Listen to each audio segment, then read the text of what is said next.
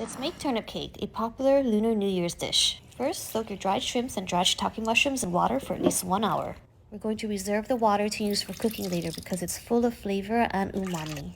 Next, we're going to chop the dried mushrooms, dried shrimps, and Chinese sausages into small pieces and then set aside. Now prepare your daikon by peeling off the skin, and then you can either grate it or use a knife and cut them into matchstick pieces.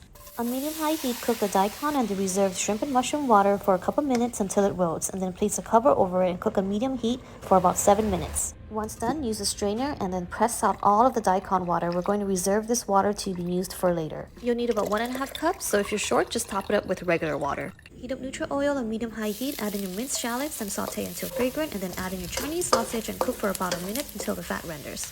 Add in your dried shrimps, mushrooms, green onions, mix well, and then add in your daikon.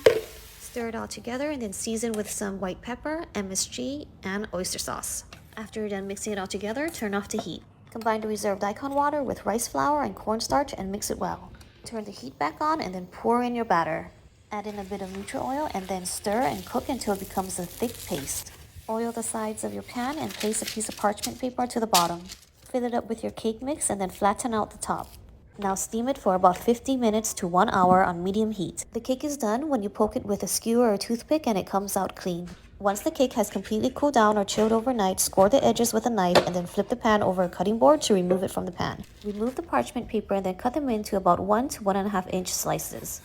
To give it that nice crispy outer layer, I'm going to use my favorite neutral oil. You use tea seed oil to pan fry the turnip cake. Make sure you brown all of the sides. The oil doesn't burn, so you get a nice crispy outside and a tender inside. Now plate and then garnish with some green onions, sesame seeds, and chili oil if you want that extra spicy kick. You can serve it with either sweet soy or hoisin sauce. Enjoy, and I wish you all good fortune and prosperity.